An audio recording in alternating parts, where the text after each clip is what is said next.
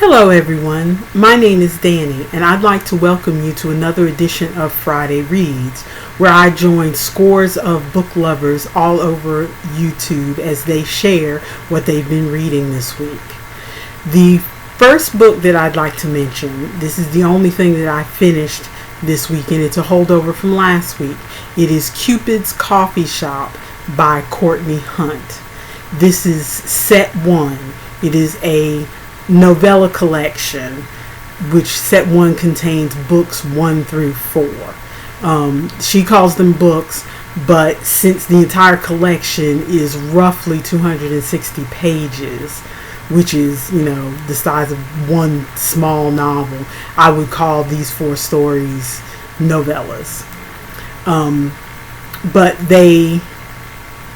all the stories revolve around a coffee shop. If you don't remember my description from last week, all of the stories revolve around a coffee shop that a brother and sister and their cousin have inherited, and they have 1 year to make it profitable so that they can inherit the bulk of their grandmother's fortune.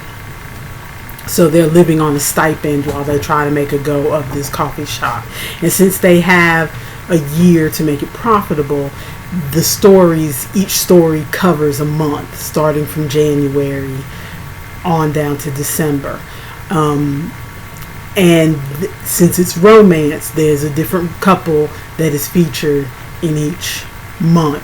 And since it's only a month, you can imagine these are quickie romances, bordering on what some romance lovers call insta-love.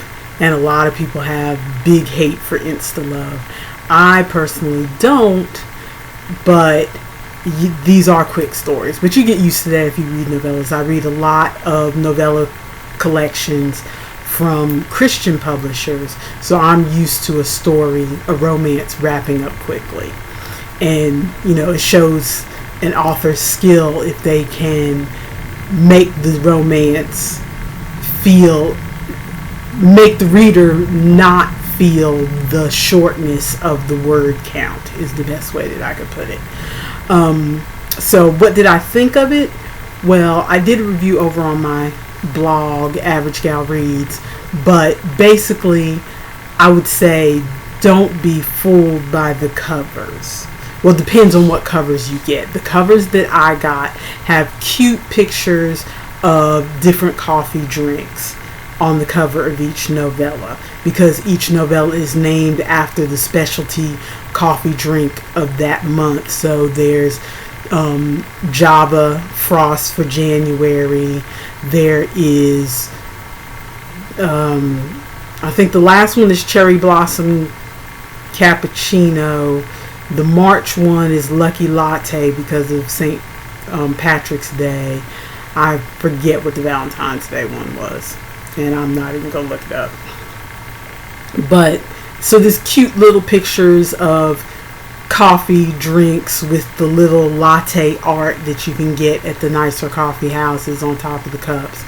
And so that led me to think of what romance lovers call sweet romance, which basically means no sex, or at the very least, if there's a hint of sex, everything is behind closed doors. And these, for the most part, these read as if they're sweet romance, and then all of a sudden there's the sex, which it's not as, I hesitate to say the word vulgar, but like if you're not used to reading about sexy times, then like the sexy times in, say, full-on erotica, where they're not even trying to have a story, it's just there for the sex, that can be shocking to some people if they're not used to reading that. So it's not that kind of shocking. It was just more of it brought me up short in the first story, Java Frost, because I was reading this thinking it was sweet, sweet, sweet. The whole tone of it was sweet. And then when you get to the sex, and it's like, oh, we're going there. As they say in romance land, we're leaving the door open as opposed to closed. But for the most part, Courtney Hunt did a very good job writing the stories. And I think if I hadn't expected it to be sweet, it wouldn't have brought me up short.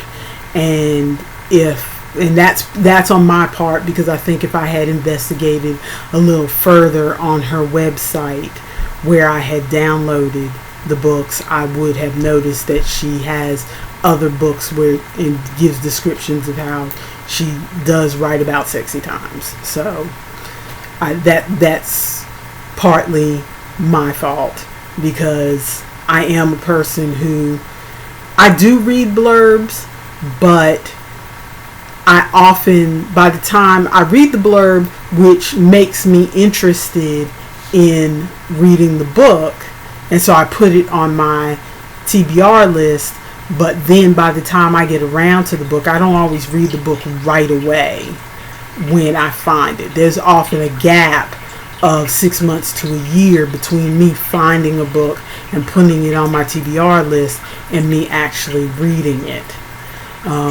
Which a lot of readers do that. If I had bought the books, I'd feel more inclined to read them right away. And of course, when I get ARCs, I feel more inclined to read them right away. This set was an ARC of sorts because I didn't pay for it. Because if you go to Amazon, in her author description, she says, if you come to my website, I'll give you a free starter pack. So I'm like, okay, I'll go to the website to get a free. I figured I'd get some sort of excerpt or maybe a short story that would give me a taste of what her writing was like. Because I first heard about these books from another YouTuber. Her channel is called Novel Expectations. So I wanted to get a taste of the writing. So I went, and basically what you do is if you agree to sign up for her newsletter, then you can download the whole first set of Cupid's Coffee Shop, which is what I did. So it was an arc of sorts. So I read it sooner than I normally read books, but a lot of times I hear about a book and say, oh, that sounds good, and I put it on my list, and then since I don't have to pay for it, as I said, I get all my books from the library, so I'm in no rush to read them most of the time. So, if you're interested in her writing, it is good. The stories are good. I'm mildly interested in whether they make a go of the coffee shop, but of course they probably will. I'm not interested enough to buy the next set. But if you are interested, I would recommend buying them as a set instead of individually, because they're like 99 cents for each individual story, or you can get a set of 4 for $2.99, so you're basically getting one for free. So I would recommend getting them that way. If you sign up for her newsletter, do be aware that she does send several updates a week. So if you don't like that in your email box, you may want to just go ahead and pay for the books. Which for $2.99 for the first set, I think that's a great deal. I'm just generally not a book buyer. So that moves on to what I'm currently reading. And when I finished Cupid's Coffee Shop, and I did not have any other arcs because I'm trying to slow down on requesting from NetGalley, because as I said, once I get an advanced reader's copy, I feel the pressure. I know there are some people who download the arcs and keep them forever, but I feel the pressure. If they gave me this book for free and it wasn't part of their normal, like if I download a book for free, which I'm about to mention one in a minute, if I download a book for free from Amazon because the book's already being released and it's kind of part of the author's promotion to give you the first book of the series for free, which a lot of authors do, then I download it for free. I don't feel an obligation to hurry up and read that book. But if I get a pre-release, as suggested by the phrase advanced reader's copy, if I get a pre-release book, I understand that they are doing this because they're trying to drum up sales.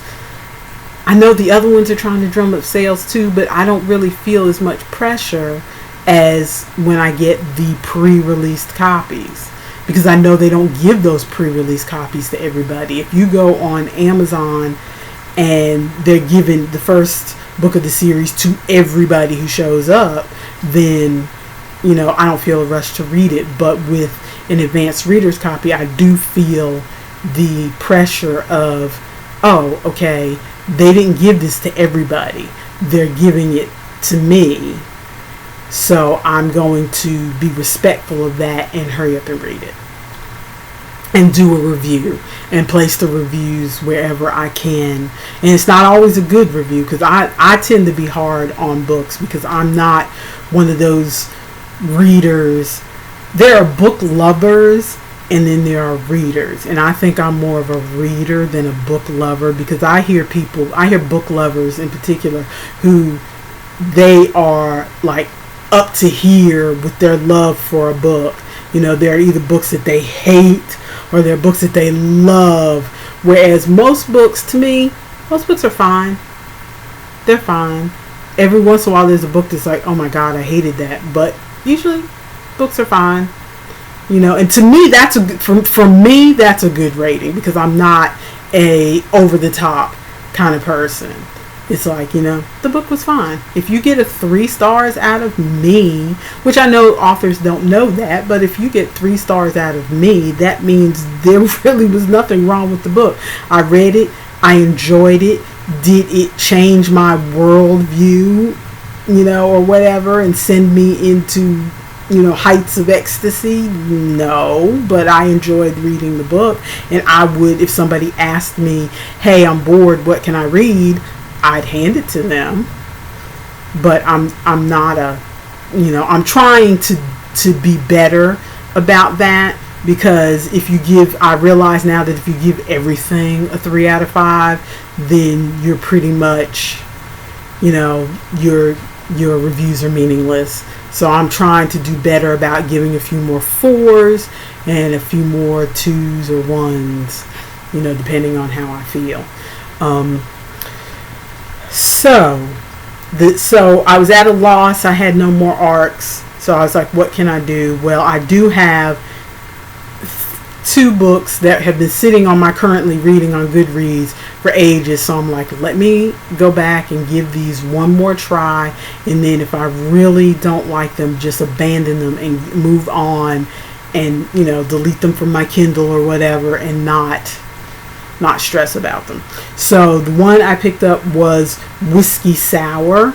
It's the first book in the Jack Daniels mysteries. And I've had this on my in my Kindle app for quite a long time, because it was one of those ones that was offered for free on Amazon.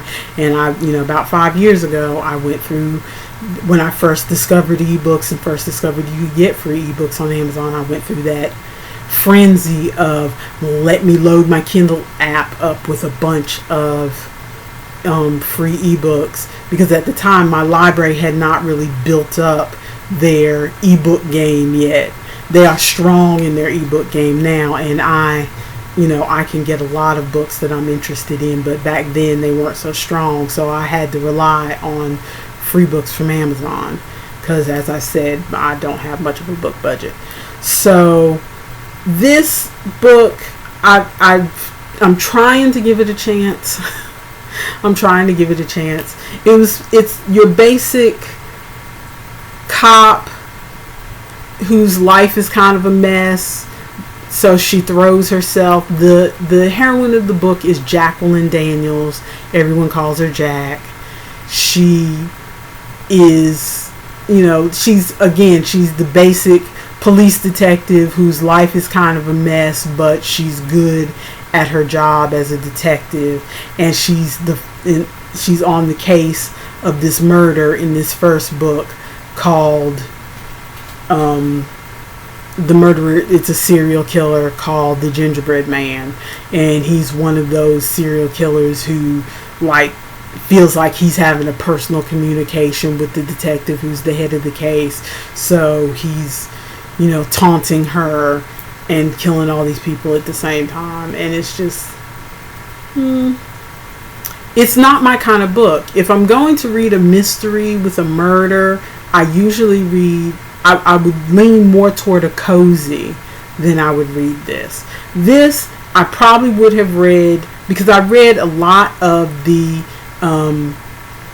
Kinsey Milhone books by Sue Grafton. When I was in high school, I went from A through whatever books had already been published by the time I graduated high school, and then I kind of dropped off reading her books, so I never made it through the rest of the alphabet. I don't think she's at Z yet, but so, and that's been 30 years.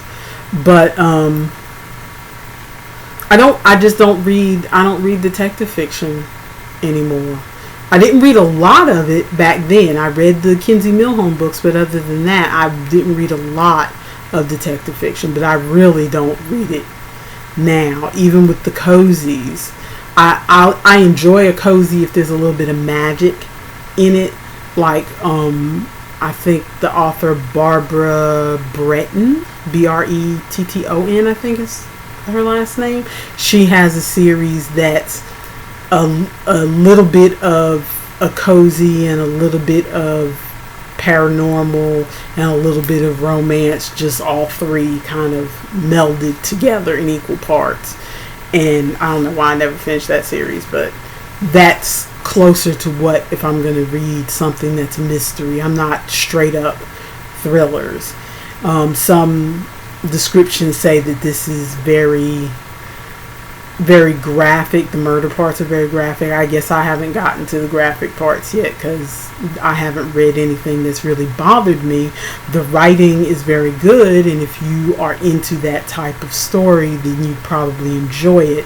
I did write down in my notes that even though it was published in 2004, the style of it still feels kind of dated.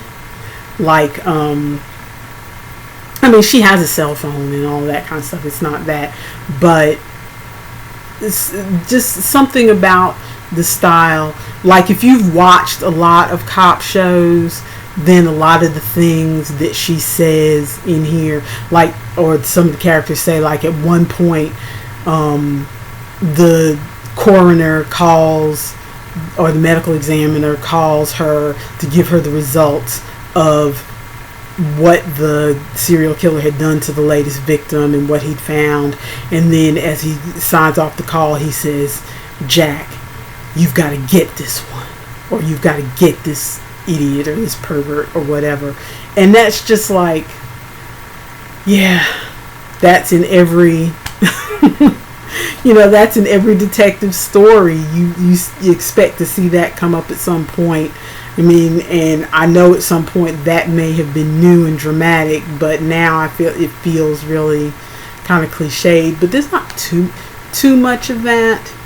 I guess if you, just like there are things in romance, I read a lot of romance. There are things in romance that are tropes or expected elements of the story. You know, if it's a billionaire story, you expect that the billionaire in question is going to be very, remote, not so much in touch with his feelings, and used to giving orders, and you expect that, and that's what you read the story for. So I guess that people who read these sorts of books expect for those notes to be hit for it to be a good story. It's just, I felt like I was watching a old detective show, just like when your kids watch an old sitcom and they're laughing their heads off. The jokes are corny to you, but because you're older and you've heard that joke 15 times, they're kids, they've heard that joke once, so maybe it's not old to them. So whatever. The other book that I have in progress that I don't know if I'm going to finish, this wasn't on my TBR. This was an impulse download. It is an audio book, and it is by the author Mitch Albom. And if you're a reader, I'm sure you've heard of Mitch Albom. He, has that best-selling book Tuesdays with Maury, and The 5 People You Meet in Heaven, which was turned into a movie, which I didn't see. Didn't read the book either. My best friend, we're kind of, we're besties, but we had a period there where we weren't really, because of our lives going in different directions, we hadn't spent a long time talking to each other. So now we're trying to reconnect, and so we're trying to find things to reconnect with each other over. And she knows that I read, and so she texted me earlier this week about Mitch Albom, and I'm like, I had to rack my brain and look him up on Goodreads because I knew I'd heard his name, but I couldn't remember if I'd read any of his books. And then I saw the books and I was like, oh yeah, I know who he is. And she's like, well, I've already finished one of his books and I'm, halfway into the second, and I think you'd really like him. And I'm like, my first instinct was to say, I don't read those kind of books. You know how, I don't know if other readers go through this, but I am one of those readers where I know what I like, and I can tell 95% of the time, I can tell by reading the blurb whether it's the type of book that I am going to like. And I know that Mitch Albom is not the type of book that I'm going to like. A lot of times when a book says that it is moving and uplifting, for me that translates into melancholy and very literary, as far as it's all, all up in your head, not a lot of action. And so it's usually not my type of book. But she is my best friend. She was trying to find common ground. So I'm like, okay, I'll read a Mitch Albom book. I told her, I'll read a Mitch Albom book if you read a Gale Carragher book. That was the first person I could think of off the top of my head that I thought she might like, that is not deep into the heavy, because I read a lot of Christian romance, and I know she's not going to read a straight up romance. But Gale Carragher has, a little bit of the steampunk, a little bit of the paranormal with the vampires and stuff. I know that she likes stuff with ghosts. So I thought, well, and it's funny, it's more lighthearted and more funny, and that's what I like. So I thought, and she said she'd read a Gale Carragher, and I told her which title to read. Soulless, duh. So this is the only book I've ever read that the very first sentence just grabbed me, and it's like, okay, I'm gonna love this book, and I did. So I looked over Mitch Albom's, list of titles, and the only one that looked like I might be able to stand it was The First Phone Call from Heaven. And it was an audiobook, so I was like, okay, I might be able to get through this if I can listen to the audiobook. I know I should be trying to go into it with an open mind and think that I might enjoy it. And I'm trying to do that. I'm trying to let go and tell myself that I might enjoy it. But I've listened to like maybe 20 minutes of that audiobook. I downloaded it 3 days ago. I've only got 4 days left because it's a 7-day, loan from the library, and I downloaded 3 days ago. And it's an 8-hour audiobook, so I could really, get through it if I really let myself. But it's like I'm having to push myself, just like with Whiskey Sour. I'm having to push myself to even turn it on. It's like, and it's no reflection. Both of these books is no reflection on the writing. If the writing itself was bad or cliched, or there are some books that I've read where the writing, it's like, oh my God, what was the editor thinking letting this go to print? But the writing, there's absolutely nothing wrong with the writing. It's just the tone is not my style. It's not what I normally read.